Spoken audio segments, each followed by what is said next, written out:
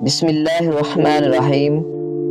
روزمرہ زندگی میں پیش آنے والے مختلف قسم کے رویوں سے متعلق انسانی نفسیات کیا کہتی ہے؟ نفسیات کہتی ہے کہ اگر آپ چلتے ہوئے پیچھے مڑ کر دیکھنے کے عادی ہیں تو آپ گھر سے ملنے والی اعتماد کی کمی کا شکار ہیں۔ اگر آپ چھوٹی چھوٹی اشیاء سے چھٹے رہتے ہیں تو آپ بچپن سے عدم توجہ کا شکار ہیں۔ اگر آپ کو معمولی سی باتوں پر غصہ آتا ہے تو آپ محبت کی کمی کا شکار ہیں اور آپ محبت کے متلاشی ہیں۔ اگر آپ اس کے بارے میں بات کرتے ہیں جس سے کبھی آپ پیار کرتے تھے تو اس کا مطلب ہے کہ آپ اب بھی اس سے پیار کرتے ہیں۔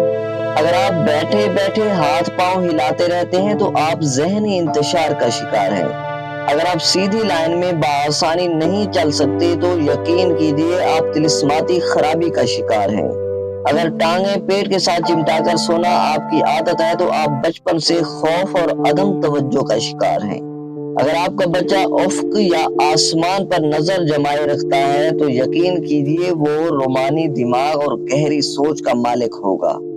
اگر آپ زیادہ دیر تک سوتے رہتے ہیں تو آپ اعصابی کمزوری میں مبتلا ہو سکتے ہیں۔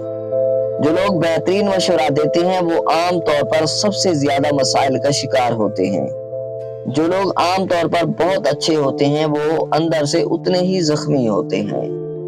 جو لوگ دیر تک جاگتے ہیں وہ زیادہ تخلیقی ذہن اور زندگی کے فیصلے میں بہتر ہوتے ہیں۔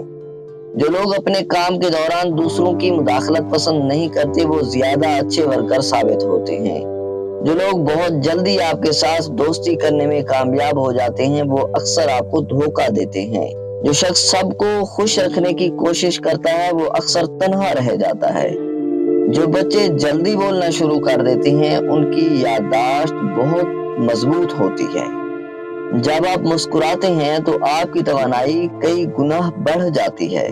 جب کوئی آپ کا نام پکارے اور آپ فوراً جواب دیں یا سن لیں تو یہ صحت مند دماغ کی علامت ہے۔ جب آپ کسی سے ہاتھ ملاتے ہیں تو اکثر وہ شخص آپ کا ہاتھ فوراً نہیں چھوڑتا تو سمجھ لیجئے کہ آپ ایک بہت پر اعتماد شخص سے مل رہے ہیں۔